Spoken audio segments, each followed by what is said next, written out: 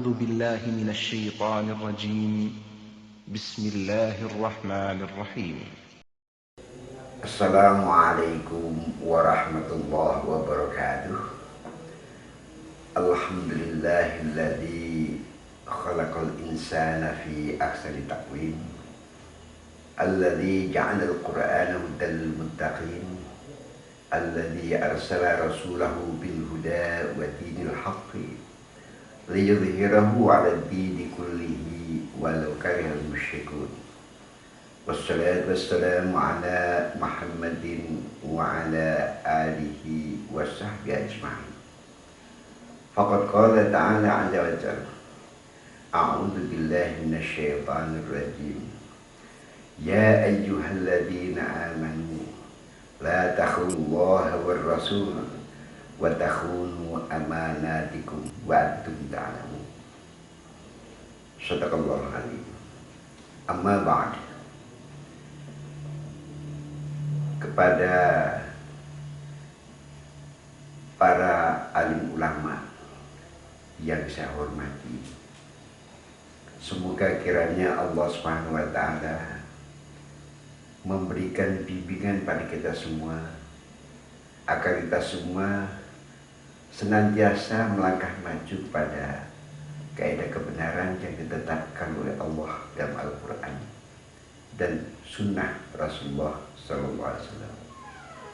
Sebagaimana kita pahami bahwa Allah sudah memberikan peringatan kepada hambanya yang tersebut dalam surah Al-Anfal ayat nomor 27.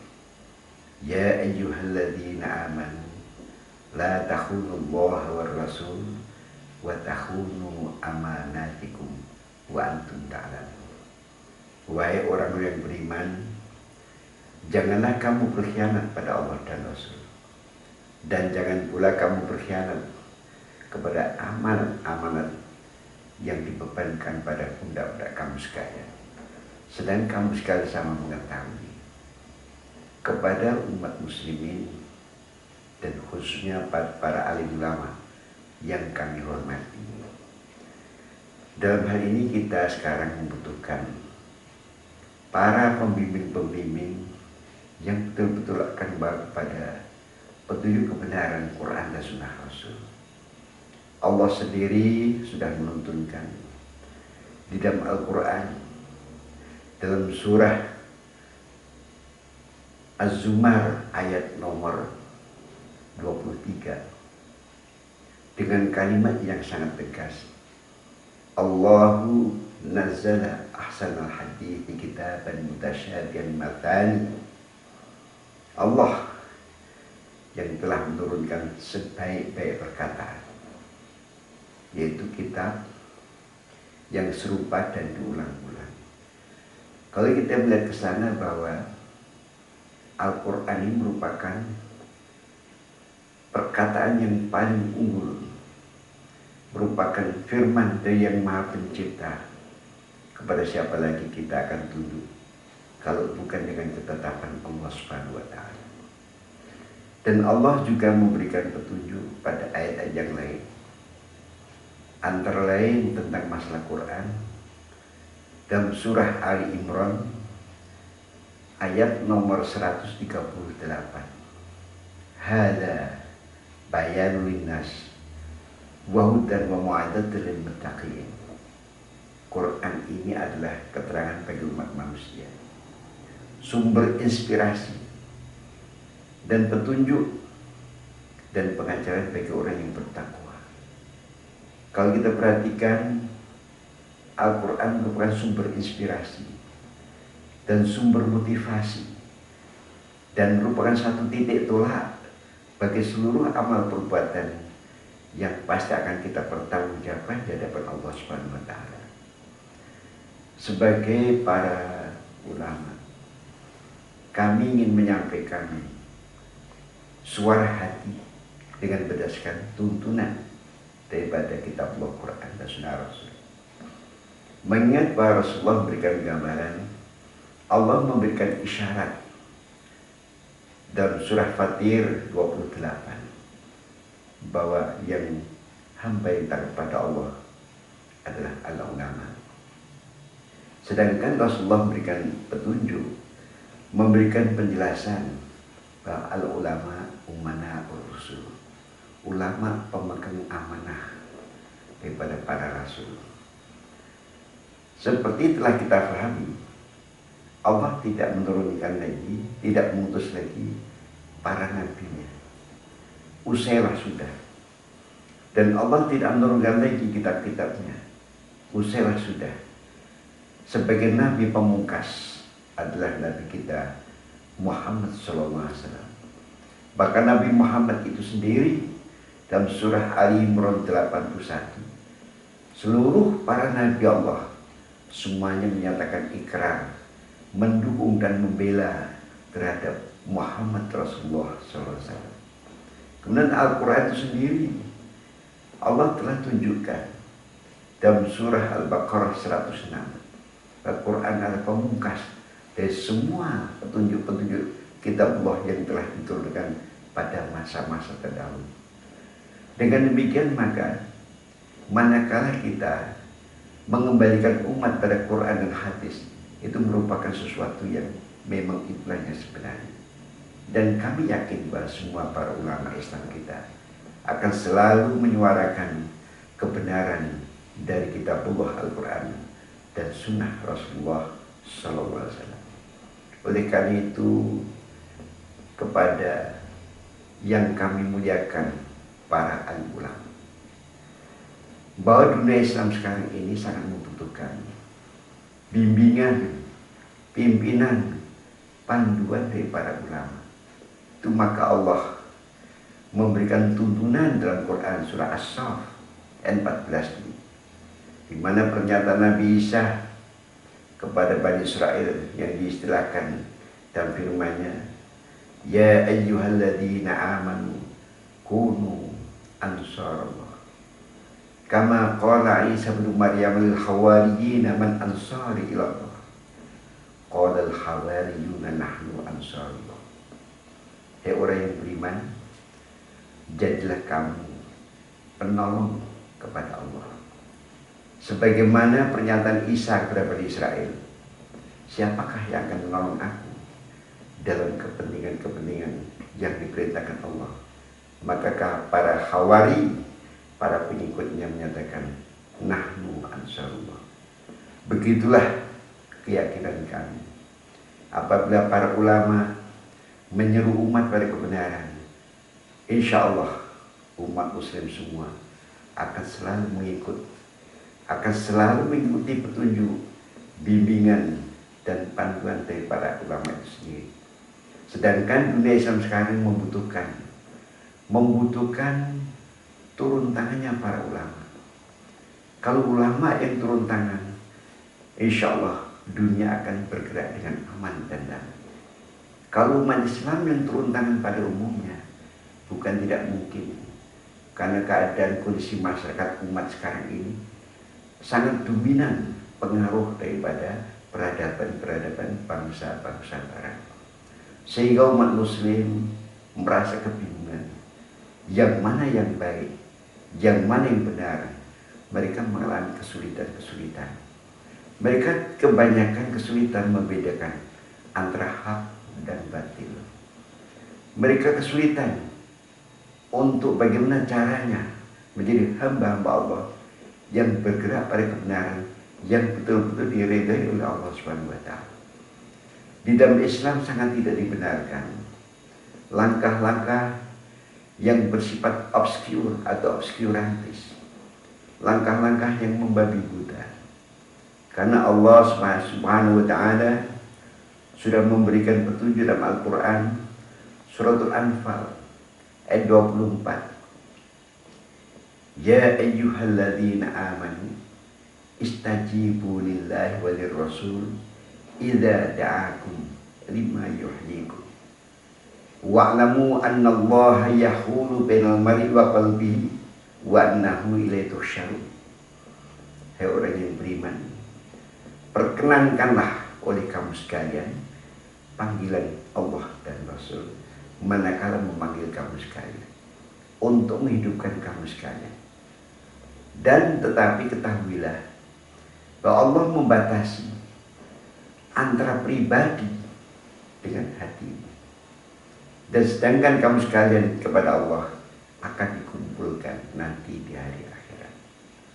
Melihat kenyataan firman ini betul-betul membutuhkan peran ulama untuk menjelaskan pada umat. Kebenaran itu bagi umat Islam seluruhnya rata-rata sebagai hamba Allah yang punya nurani, yang punya nur Islam, yang sudah mendapatkan hidayah nur Islam, pasti menerima ajaran kebenaran itu. Tetapi yang perlu dipertanyakan adalah yang menerima itu nafsu atau hati nurani.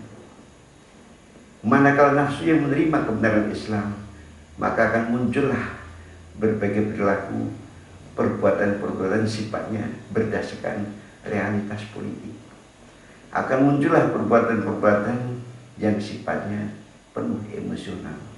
Akhirnya bukan akan membangun umat, justru malah keadaan umat menjadi tidak keruan.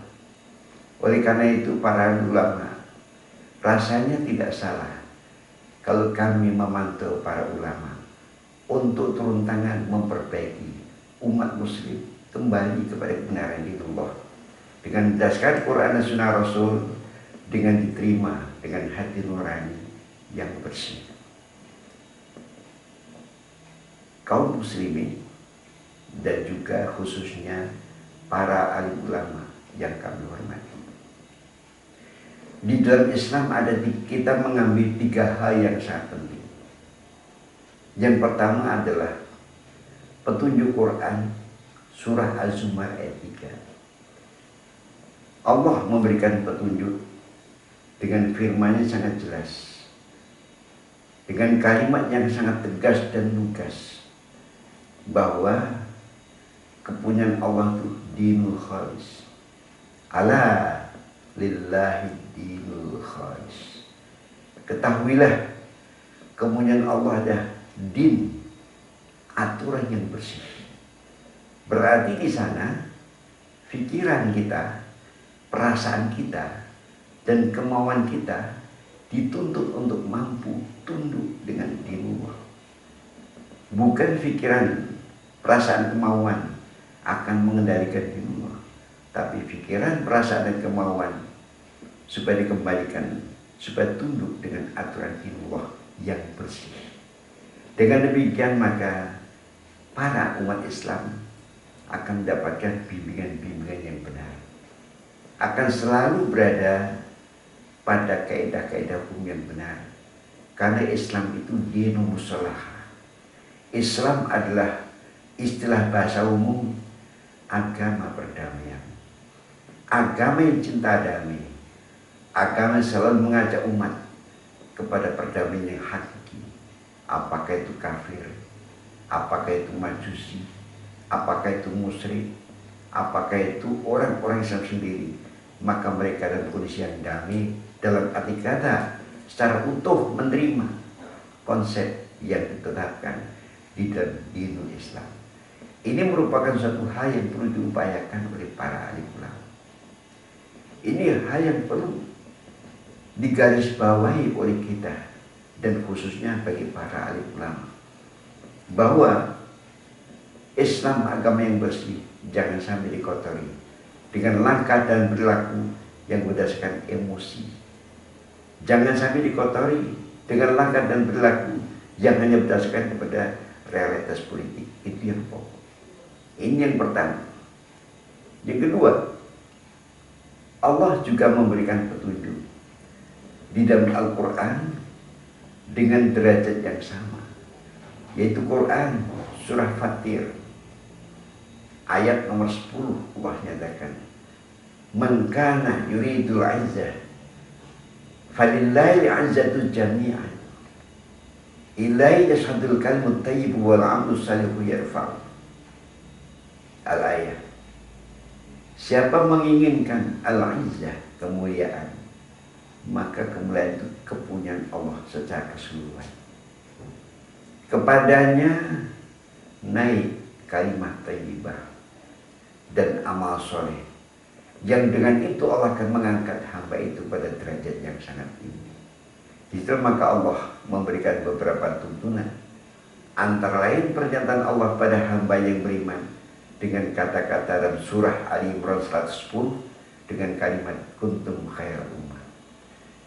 Dalam surah Ali Imran 139 dengan kalimat antumul a'launa in kuntum mu'minin. Kamu yang paling tinggi derajatnya jika kamu orang-orang mukmin.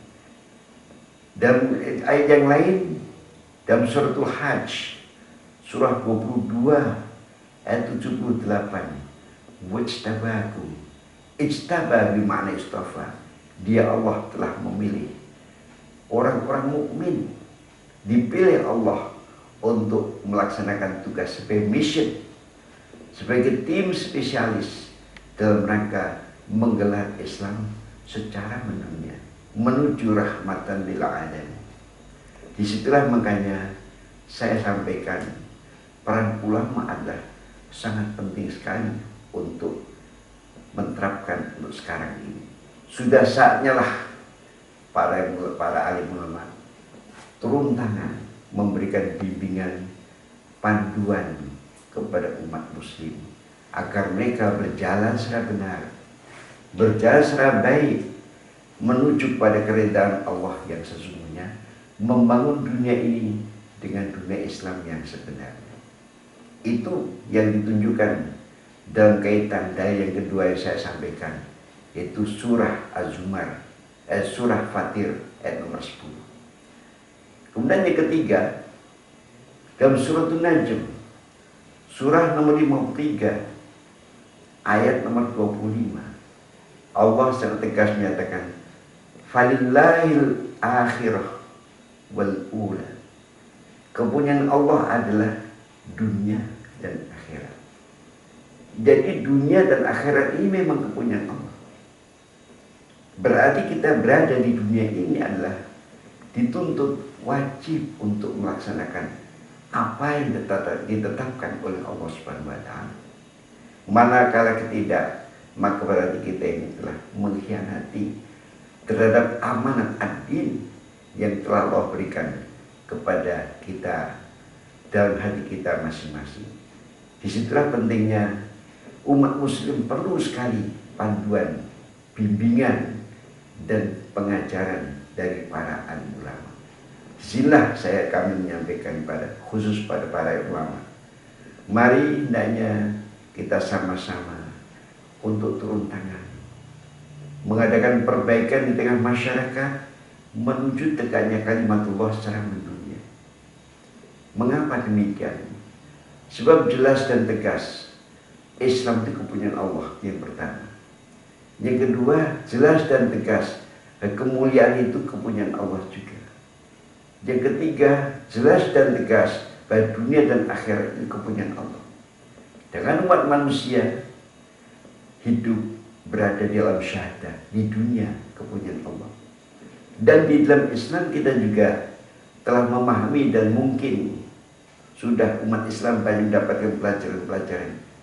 Adanya kalimat yang sangat jelas seperti yang dituntunkan dalam Quran, dalam surah Al-An'am 162, inna sholati wa nusuki wa mahyaya wa mamati lillahi rabbil alamin. Sesungguhnya sholatku, ibadahku, hidupku dan matiku adalah kepunyaan Allah. Hal ini karena menyadari bahwa sebenarnya kita tidak punya apa-apa. Makhluk tidak punya apa-apa di sisi Allah. Yang menghidupkan juga Allah, yang matikan juga Allah, yang memberi segala-galanya juga Allah.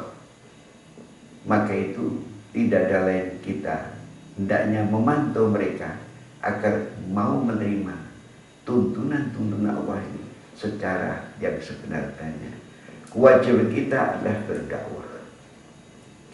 Kewajiban kita adalah menyampaikan kebenaran di tengah masyarakat. Karena kebenaran itu berdasarkan Al-Quran surah Yusuf 108. Kebenaran itu adalah hak atas umat manusia. Itu maka dalam Quran dalam surah Al-Kahfi 29 itu dinyatakan secara tegas, wa qulil haq mir rabbikum faman syaa'a fayu'min wa man syaa'a fayakfur. Itu membuktikan bahwa kebenaran itu hak atas umat manusia. Bagi para alim ulama dituntut untuk menyampaikan kebenaran secara tegas, secara terang-terangan, secara lugas, bagaimana sebenarnya dalam Islam dan kemana arah perjalanan Islam yang sesungguhnya di dalam memperbaiki dunia yang fana ini.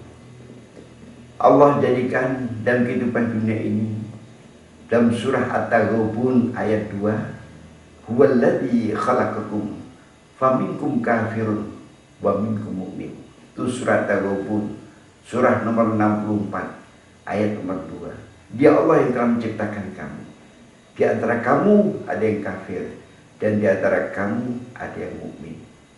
Mengapa susunan kalimatnya kafir didahulukan?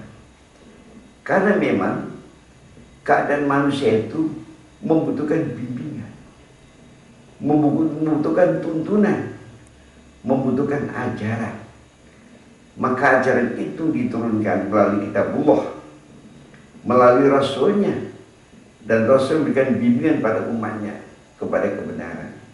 Bagi yang tidak mau tentu akan menentang kebenaran itu sendiri. Bagi yang mau dan dibukakan Allah hatinya, pasti akan menerima kebenaran itu dengan sebaik-baiknya. Maka bagi para alim ulama, ini merupakan tugas dan tanggung jawab yang tidak bisa dihindari lagi. Kalau Allah telah berjanji, maka janji Allah adalah pasti. Antara lain, janji Allah dalam Al-Quran surah At-Taubah ayat nomor 33, surah nomor 9 ayat nomor 33. Walladzi arsala rasulahu bil huda wa dinil haqqi liyudhhirahu 'ala dini kullihi walau karihal musyrikun.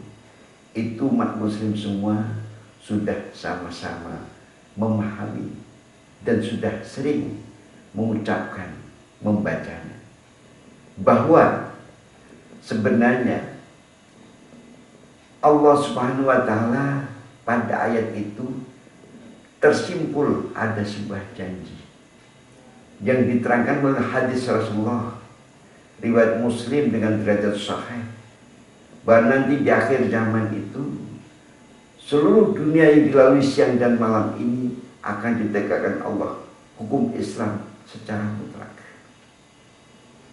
Hukum Islam secara mutlak. Sehingga umat manusia hanya terbagi dua golongan. Golongan mukmin yang dimuliakan Allah dan golongan kafir yang dihinakan Allah. Bukan orang mukmin menghinakan kafir, tapi Allah menghinakan kafir. Artinya orang-orang kafir tidak mempunyai apa-apa.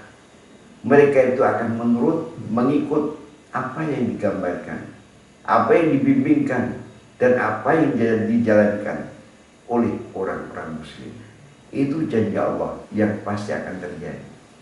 Yang kedua, janji Allah yang pasti akan dilaksanakan adalah dalam suratul Hasyr, surah nomor 59 ayat nomor 2, di mana Allah Subhanahu wa Ta'ala memberikan tuntunan bahwa suatu saat nanti orang-orang kafir, orang-orang ahli kitab akan menyerahkan hal ini kepada umat mukmin atas izin Allah, atas kehendak Allah Subhanahu wa Ta'ala. Sehingga terjadilah orang-orang mukmin nanti akan terbangun dunia Islam secara sangat sempurna sampai akhir zaman. Nah, saat inilah, masa seperti inilah yang bagi kita umat muslim menjadi idola bagi kita semua. Itu maka para ulama, tentunya hal ini merupakan idola yang terpokok. Bahkan sampai dinyatakan dalam Al-Quran surah Ali Imran 53 itu, pernyataan setiap hari kita ucapkan, Rabbana amanna bima anzalta fattaba'na rasulah faktubna ma'asyahidin. Ya Rabb kami beriman dengan segala apa yang kau turunkan dan kami mengikuti Rasul, maka tuliskanlah kami, catatlah kami, masukkanlah kami dan golongan orang-orang yang menjadi saksi. Itu pernyataan kita setiap saat. Hampir tiap umat muslim memahami tentang kalimat ini. Maka itu kepada kaum muslimin dan khususnya teristimewa pada para alim ulama yang kami hormati. Hal inilah yang perlu untuk diberikan kepada mereka. Hal inilah yang perlu diajarkan kepada mereka. Sehingga betul-betul kita akan bangun dunia dengan penuh rasa damai. Dan itu pasti akan terjadi. Allah mengutus para rasulnya adalah sebagai pengemban tugas untuk menyampaikan basyir wa nadhir, sebagai menyampaikan kabar gembira dan sebagai pengancam. Bahkan Allah menegaskan dalam Quran surah Nur, surah nomor 24 ayat nomor 54, Allah menyatakan, Qul ati'ullaha wa ati'ur rasul fa in tawallau fa innama alaihi ma humila wa alaikum ma humiltu wa in tuti'uhu tahtadu wa ma 'alar rasuli illal balagul mubin. Katakanlah, taatilah Allah dan taatilah Rasul. Jika toh juga kamu akan berpaling, tidak mau menerima, maka ketahuilah bahwa Rasul mempunyai beban tugas sendiri. Kamu juga punya beban tugas sendiri. Dan Rasul hanya sekedar sebagai penyampai yang terang. Artinya Rasul hanya menyampaikan kebenaran kepada umat, mengajarkan dan memandukan. Sehingga pribadi para Rasul dinyatakan sebagai teladan atas umatnya masing-masing. Yang disebutkan suratul Ahzab, surat 33 ayat 21. Laqad kana lakum fi Rasulillahi uswatun hasanah. Sungguh untuk kamu umat mukmin, dalam pribadi Rasul itu adalah sebagai uswah hasanah, sebagai teladan yang sangat baik yang wajib kita ikuti segala-galanya. Kita akan menegakkan kalimat Allah, harus menteladani dengan Rasulullah. Kita akan menegakkan Islam secara benar, harus menteladani langkah-langkah Rasulullah. Kalau kita menegakkan Islam secara nafsu, secara emosi, secara realitas politik, sudah jelas itu bertentangan dengan ajaran yang dibawa oleh Rasulullah Muhammad SAW. Karena dalam Quran, dalam surah Al-Hujurat, surah 49, ayat nomor 7, Allah menyatakan dengan kalimat yang sangat tegas, lugas dan sangat jelas, wa'lamu anna fiikum Rasulullah law yuti'ukum fi katsirin minal amri la'anitum. Ketahuilah di tengah-tengah kamu ada utusan Allah. Sekiranya Rasul mengikuti cara kamu, bahasa kasar, membenarkan cara kamu yang berdasarkan pikiran, perasaan dan kemauan dengan dalil untuk Islam, niscaya kamu akan mengalami berbagai kesulitan-kesulitan. Kenapa? Rasulullah itu membawa bois, membawa SK untuk memandu para umatnya. Dan kita sebagai umat mukmin, sebagai umat muslim, tidak akan bisa berbuat apa-apa kecuali mengikuti panduan daripada Rasulullah Muhammad SAW. Disitulah kaum muslimin dan para alim ulama, betapa agungnya Islam, betapa indahnya Islam. Karena Islam mengajak umat dengan penuh rasa damai, dengan penuh kepekaan berpikir, dengan hati yang ikhlas, hanya semata-mata untuk melaksanakan tugas karena Allah. Bukan ada satu faktor kemauan, kepentingan pribadi, mungkin kedudukan, mungkin kekuasaan, atau mungkin harta kekayaan. Tidak ada sama sekali. Bahkan Rasulullah pernah ditanya oleh sahabat, ya Rasulullah, rajul yuqatilu lil maghnam wa rajul yuqatilu liyura makana wa rajul yuqatilu lidzikri faman fi sabilillah. Ya Rasulullah, ada orang yang berjuang untuk mencari kekayaan dengan dalih Islam. Ada orang yang berjuang untuk ingin disebut namanya. Ada orang yang berjuang untuk ingin dilihat siapa dia sebagai orang yang berkuasa. Siapakah jalan Allah, kata sahabat? Maka Rasul menjawab, man qatala litakuna kalimatullahi ulya fa huwa fi sabilillah. Siapa yang berjuang semata-mata tegaknya kalimatullah sehingga tinggi, itulah orang yang berada dalam jalan Allah. Jadi jelas bahwa Islam membutuhkan ketulusan, keikhlasan, dan keberanian para ulama untuk menyebarkan kebenaran secara lugas di tengah masyarakat, untuk memandukan kebaikan kepada masyarakat, untuk membawa umat kepada langkah-langkah yang benar, sehingga sulit dicari kesalahannya oleh orang-orang kafir. Orang kafir akan melihat bahwa umat muslim adalah umat yang sangat agung, Islam adalah sangat agung, walaupun mereka menentang kepada Islam. Mereka berdasarkan emosi dan hawa nafsu, tidak senang karena ada rasa bagian benam kedengkian di antara mereka, sehingga mereka melakukan rencana-rencana jahat untuk merusak Islam dan untuk merusak dunia Islam, bahkan untuk menghancurkan potensi umat Islam secara keseluruhan. Ini cukup kita pahami. Banyak dalil-dalil yang dikemukakan Allah kepada kita untuk kita pahami secara, kita cermati dengan baik dan benar.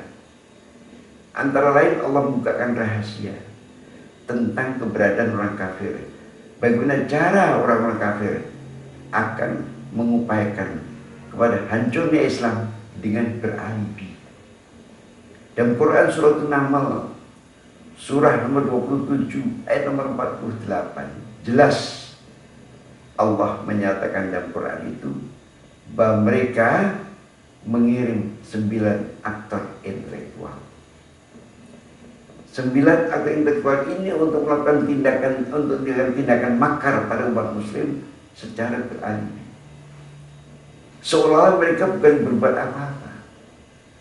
Seolah mereka tidak menunjukkan sebagai makhluk yang suci. Tapi di satu sisi di balik itu mereka lah yang merencanakan berbagai kejahatan untuk menghancurkan dunia Islam. Ini harus difahami oleh para alim ulama. Ini harus bisa dimengerti. Oleh karena itu saya mengajak kepada para ulama, khususnya dan umat muslim pada umumnya, hendaknya kita bisa membaca dan memahami lirikan pandangan orang-orang kafir kepada umat muslim. Hendaknya hati kita harus peka kepada pandangan orang kafir pada kita. Pikiran kita harus peka terhadap lirikan mata orang kafir kepada orang-orang muslim. Janganlah kita menjadi orang yang mudah terjerumus pada pancingan-pancingan mereka. Jangan kita menjadi orang yang mudah terbawa arus oleh kehendak mereka. Akhirnya umat muslim justru tidak akan pernah mencapai bentuk kesatuan yang sebenarnya. Di dalam Islam, Allah memberikan tuntunan yang sangat penting kita cermati secara menurut kaidah Islam yang sesungguhnya. Dalam Quran surah Anfal 73 Allah menyatakan, walladzina kafaru ba'dhum awliya'u ba'd illa taf'aluhu takun fitnatun wa fasadun kabir. Ketahuilah orang kafir itu sebagian mereka sering memimpin pada yang sebagian. Jika ini tidak kamu lakukan hal yang seperti itu, maka kamu akan terjadi, yaitu terjadi terfitnah dan terjadi kerusakan yang sangat besar dalam kehidupan masyarakat umat. Kita bisa rasakan zaman globalisasi sekarang ini justru keadaannya sangat memprihatinkan. Kita hidup dalam era globalisasi, disadari atau tak disadari, diterima atau tidak diterima, yang jelas kita berada, sebagian besar umat Islam berada pada posisi mengalami depresi, mengalami tekanan batin, atau istilah depresi, dan juga timbul rasa kecemasan yang luar biasa.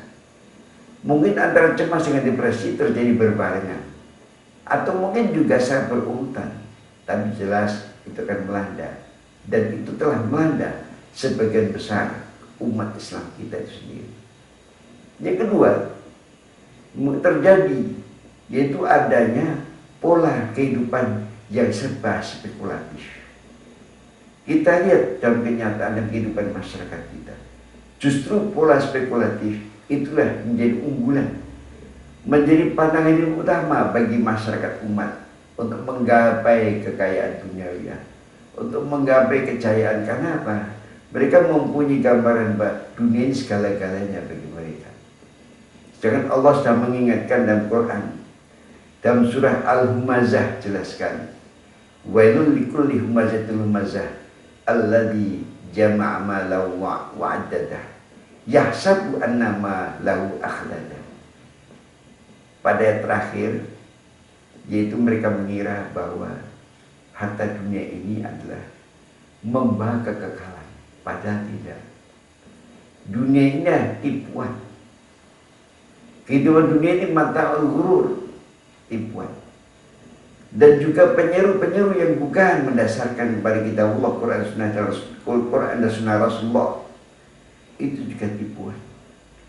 Akan bagi kita kepada kebodohan, kepada kurang pengertian, kepada tidak punya kewaspadaan, bahwa sebenarnya kita berada pada posisi yang akan selalu diseret, dijerumuskan ke dalam jurang kesengsaraan. Itu maka kami sampaikan firman Allah dalam suratul Baqarah 195, yaitu la tulqu bi aydikum ila tahlukah. Jangan kamu campakkan umat itu oleh tangan kamu sendiri ke jurang kesengsaraan. Itu peringatan Allah SWT. Maka pada para alim ulama, kami menghimbau, marilah kita bersama-sama prihatin seperti prihatinnya Rasulullah. Bersama-sama kita melaksanakan tugas kewajiban dengan bimbingan yang dilandasi oleh hujjah, dalil Quran dan Sunnah Rasul. Sebab jelaskan bahwa Rasulullah itu adalah kedudukannya untuk ditaati oleh kita. Bukan kita kepingin ditaati umat, tapi kita diperintah kepada Rasul, dan kita bawa umat untuk taat kepada Rasulullah Muhammad SAW. Kita bawa kepada umat akan menerima petunjuk-petunjuk firman dari Allah, yaitu Al-Quran. Kita bawa akan mau menerima tuntunan dan panduan Rasulullah Muhammad SAW dalam rangka mengembangkan amanah Islam menuju rahmatan lil alamin. Itu pokok menjadi pemahaman kita. Itu maka pada para ulama saya menyampaikan, inna fi yadikum amrul ummah wa fi abdaikum hayatah fala tulqu bi aydikum ila tahlukah. Dan juga kami sampaikan kepada para ulama bahwa ulama adalah pemegang amanah para rasul. Al ulama umana rasul. Malam khalitu sultan wa idakhil dunya. Fa idza khalatu sultan wa dakhal dunya faqad khanu rusul fahdaru. Ulama pemegang amanah para rasul. Selama ulama itu bahasa halusnya tidak materialistis dan tidak ambisi kekuasaan. Manakala ulama sudah materialisme, sudah ambisius kepada kekuasaan, berarti dia telah berkhianat dengan para rasul. Maka umat harap berhati-hati menghadapi ulama yang seperti itu. Terima kasih mengimbau pada para ulama, kepada para alim ulama. Kami menghimbau, mari kita mengajak umat pada diri kebenaran yang hakiki dengan landasan Quran dan Sunnah Rasul. Dan perlu kita ketahui bahwa dalam kehidupan masyarakat, untuk perbaikan umat membutuhkan ketekunan kita di dalam memulai dakwah Islam. Dengan dakwah umat akan bisa baik. Kata Syekh Muhammad Abduh, bila menyatakan la islaha illa bidakwah wala dakwata illa bihujjah. Perbaikan umat akan bisa dicapai dengan bentuk apapun juga tanpa melalui dakwah. Dakwah akan bisa memperbaiki umat manakala dakwah itu sendiri harus berdasarkan hujjah, yaitu dalil yang jelas tegas yang diambil dari Al-Quran dan hadis-hadis yang sahih. Dengan demikian insya Allah mudah-mudahan umat muslim pada umumnya akan menerima kebenaran yang hakiki dan akan mantap dalam melaksanakan tugas kewajiban sebagai hamba Allah yang soleh dalam membangun dunia ini dengan baik dan benar. Di dalam beribadah kita kepada Allah SWT, Allah sudah gariskan dalam surah Al-Zariyat surah 51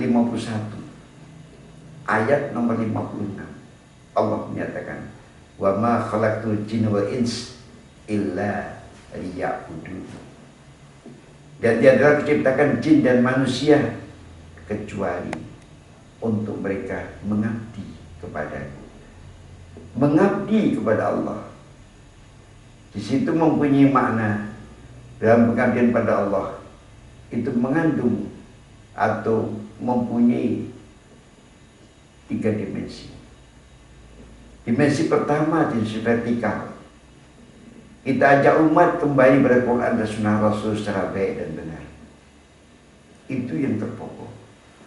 Pentingnya kita memahami dalil dari Quran dan hadis-hadis Rasulullah yang sahih. Yang kedua, dimensi horizontal. Kita akan membimbing generasi, akan menjadi generasi yang terampil tapi dilandasi dengan iman. Keterampilan yang tidak dilandasi dengan iman, maka dengan kemajuan dunia ilmu dan teknologi tanpa dilandasi dengan iman, maka akan memunculkan penindasan manusia atas manusia, akan memunculkan berbagai keserakan dan akan mengundang berbagai kekacauan dan kerusakan, kehancuran dalam kehidupan bermasyarakat. Maka Islam mengajarkan membangun generasi yang terampil, yang dilandasi dengan akidah iman yang kuat dan benar. Itu dimensi horizontal.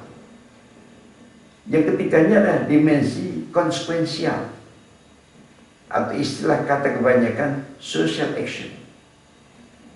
Kita mempunyai tanggung jawab pada umat, dimulai kepada rumah tangga kita, keluarga kita, kerabat kita, sesama muslim kita, sampai kepada peradaban umat manusia. Dalam kehidupan rumah tangga, umat muslim dituntut terwujudnya rasa mawaddah warahmah. Itu surah Rum ayat nomor 21, surah nomor 30. Mawaddah warahmah, cinta kasih yang penuh kemesraan antara suami istri, antara orang tua dan anak, sehingga orang tua kepada anak penuh rasa tanggung jawab dengan tanggung jawab yang digariskan oleh Al-Quran itu sendiri.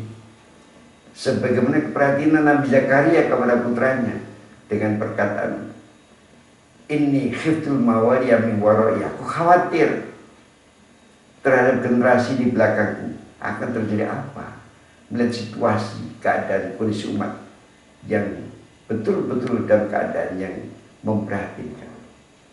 Itu adalah. Kemudian sesama muslim, kita diperintahkan untuk mengkondisikan hubungan hati antara mukmin. Tansik, hubungan hati. Karena apa? Allah sudah memberikan garis dalam Quran surah Al-Hujurat ayat nomor 10. Innamal mu'minuna ikhwah. Mukmin itu bersaudara. Lahir batin mukmin saling jaga dan saling bela, saling memelihara kehormatan saudaranya. Haram kehormatannya, haram hartanya, haram dijelekkan namanya, tapi semua umat wajib kita jaga. Sehingga muncullah satu kalimat, dami damuka, darahku darahmu. Itu hubungan antara mukmin. Sehingga terjadi kondisi mawaddah fil kurba, cinta kasih antara mukmin secara kekeluargaan. Itu hubungan antara mukmin. Kemudian yang selanjutnya hubungan antar manusia secara umum. Dalam Islam diajarkan, kita diperintahkan untuk mahabbah warahmah, yaitu cinta kasih pada umat manusia, walaupun kafir sekalipun, dengan diikuti dengan sikap toleransi aktif, bukan toleransi pasif. Toleransi aktif ada toleransi dalam batas-batas yang dibenarkan oleh Al-Quran dan hadis Rasulullah SAW. Sehingga dengan begitu antara orang mukmin dan orang kafir disilakan dalam Quran dalam surah Fussilat surah 41 ayat 34, la tastawil hasanatu wala sayyi'ah idfa billati hiya ahsan fa idzal ladzi bainaka wa bainahu adawatun ka'annahu waliyyun hamim. Tidak sama kebaikan dengan kejahatan. Tolaklah perbuatan jahat dengan bukti kerja kami lebih baik, sehingga antara kamu dan mereka seolah-olah walaupun batinahnya berbeda, berlawanan, tapi pada lahirnya seolah seperti saudara akrab. Itu gambaran petunjuk Quran surah Fussilat ayat nomor 34. Berarti pada kita semua, kita dituntut agar supaya kepada umat manusia kita harus tegakkan cinta kasih pada siapapun umat manusia yang diikuti dengan sikap toleransi, tapi toleransi aktif, bukan toleransi pasif. Nah, disinilah maka para alim ulama sengaja kami sampaikan untuk supaya kita sama-sama dalam perjalanan ini membangun umat ini. Karena di tangan ulama lah Islam sudah memberikan satu julukan yang sangat penting dalam Quran surah Fatir 28 dengan istilah al-ulama. Rasul memberikan kejelasan yang sangat sempurna tentang keberadaan ulama. Maka itu para ulama dituntut kebangkitannya untuk tanggung jawab umat menuju pada janji Allah SWT, tegaknya hukum Allah di dunia ini yang jalur siang dan malam atas kehendak mutlak dari Allah SWT. Di sana nanti kita akan bisa ditunjukkan Allah dengan petunjuk Quran Sunnah Rasul. Kita akan mendapatkan tata cara bagaimana kita tanggung jawab membangun umat manusia di seluruh dunia itu. Oleh karena itu para ulama, kami pentingnya kita mengadakan mudakarah ulama. Sumatera Selatan, panitia mudakarah ulama Sumatera Selatan telah dimulai daripada mudakarah Sumatera Selatan, kemudian ditingkatkan mudakarah se-Sumatera, kemudian insya Allah akan ditingkatkan lebih jauh lagi hidup mudakarah ulama serumpun Melayu, yang nanti selanjutnya kita adakan insya Allah mudakarah ulama seluruh dunia. Disitulah nantinya para ulama akan berperan aktif membangun umat, dan umat muslim semua dinyatakan Allah sebagai ansarullah, sebagai penolong dinullah. Umat muslim tidak boleh sama dengan Bani Israel. Perlu saya sampaikan bahwa kemerdekaan bangsa Indonesia ini kemerdekaan yang paling mahal dalam sejarah bangsa-bangsa di dunia setelah Bani Israel. Bani Israel telah dimerdekakan oleh Allah melalui tangan Musa. Nabi Musa dan Harun atas perintah Allah untuk melepaskan Bani Israel dari cengkeraman dan gunggungan Fir'aun yang lalim. Fir'aun yang sangat kejam, yang lalim, yang bertindak semena-mena, sehingga Bani Israel dijadikan sebagai budak pilihan yang tidak berharga sama sekali. Maka Allah mengutus Musa dan Harun untuk menyelamatkan Bani Israel, untuk membawa kepada alam kemerdekaan Bani Israel. Kemudian setelah merdeka, maka Nabi Musa diperintah Allah SWT dalam Al-Quran surah Al-Maidah 12 supaya memberikan gambaran yang tegas. Kaum Bani Israel dibagi menjadi 12 kepala suku. Kemudian dari sana Nabi Musa atas perintah Allah memberikan bentuk atau memberikan pegangan yang disebut dengan istilah saya itu falsafah moral tauhid, di mana Allah menyatakan inni ma'akum, aku beserta kamu, kata Allah. Allah yang Maha Kuasa, yang telah beri kemerdekaan pada Bani Israel. Allah berikan pernyataan, ini ma'akum, aku bersama kamu. Tapi persyaratan selanjutnya, lain aqamtum shalah. Yang kedua, wa ataitumuz zakah. Yang ketiga, wa amantu bi rusuli wa azabtumuhum. Yang keempat, wa aqradtumullah qardan hasan. Baru la kafiran ankum sayyi'atikum wa la udkhilanakum jannatin tajri min tahtil anhar. Jadi para Bani Israel telah diberi garis oleh Nabi Musa atas perintah Allah yang dibagi 12 kepala suku menjadi 12 kepala suku yang mempunyai satu garis yang sama, yaitu dengan falsafah moral tauhid. Begitulah arti kemerdekaan yang ditunjukkan dalam Al-Quran, surah Maidah ayat 11 dan 12. Dan bangsa Indonesia telah mempunyai kemerdekaan yang utuh. Sebagaimana difirmankan dalam Quran surah Al-Maidah 11, Allah nyatakan, ya ayyuhalladzina amanu udhkuru ni'mati allati an'amtu 'alaikum udhkuru ni'matallahi 'alaikum idh hamma qaumun ayabsutu ilaikum aydiyahum fakaffa aydahum ankum. Hei orang yang beriman, ingatlah nikmat Allah yang telah Allah berikan pada kamu, yaitu nikmat kemerdekaan. Nikmat kemerdekaan. Di saat kaum penjajah akan merencanakan untuk menjadikan negeri ini menjadi negeri Belanda kedua, yaitu pernyataan daripada Ratu Wilhelmina, dan berbicara bermusyawarah bersama Snow Kroenjen, Van der Plas, dan Dr. Kramer, akan menjadikan negeri Indonesia ini menjadi negeri Belanda yang kedua, karena sudah dijajah begitu lama. Maka saat itulah maka Allah menyatakan, fakafa aydihum ankum, maka Allah menepis tangan mereka terhadap kamu sekalian. Jadi penjajah telah ditepiskan Allah, terjadilah kemerdekaan bangsa Indonesia secara utuh dan berdaulat.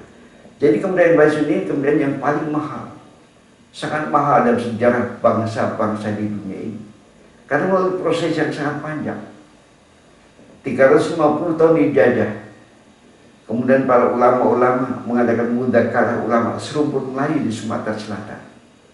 Pada kala itu, tepatnya di daerah Semendo atau Semendut, di daerah Pakarelang, tepatnya mereka mengadakan mudzakarah ulama serumpun Melayu, dan dari Malaka hadir 40 ulama.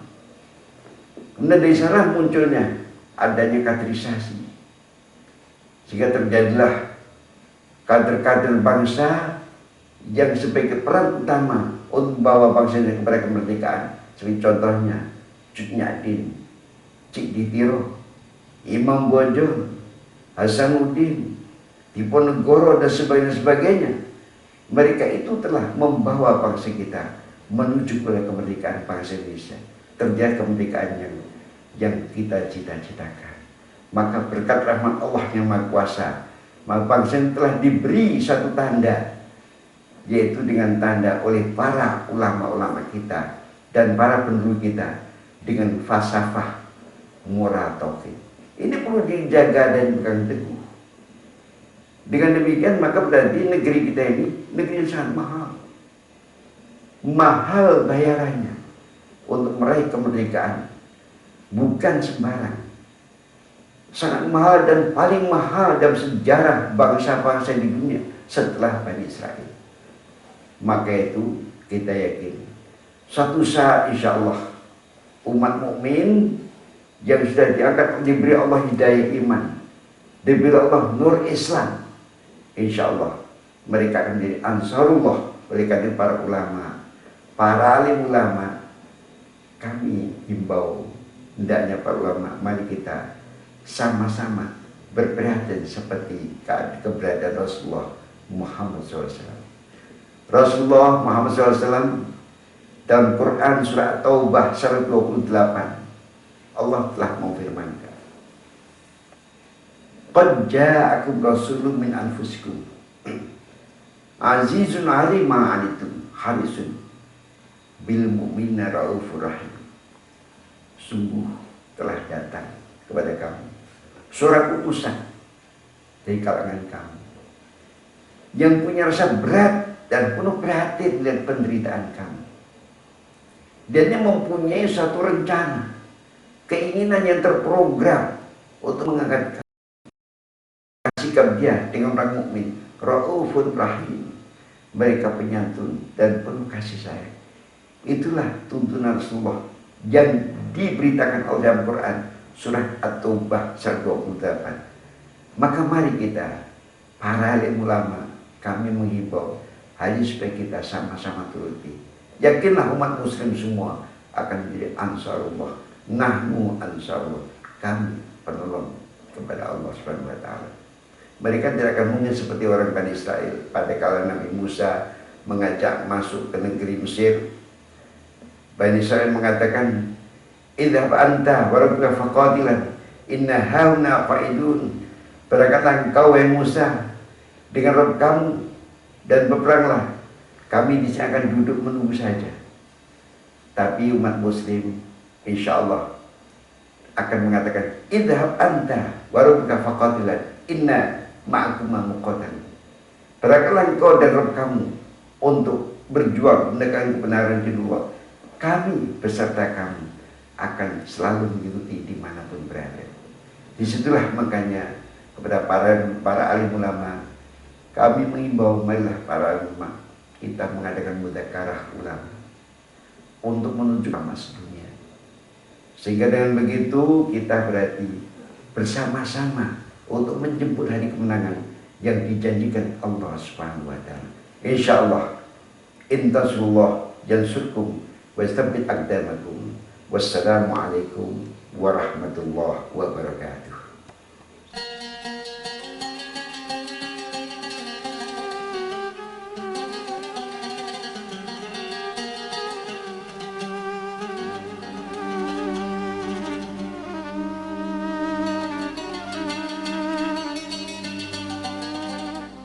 أعوذ بالله من الشيطان الرجيم. بسم الله الرحمن الرحيم.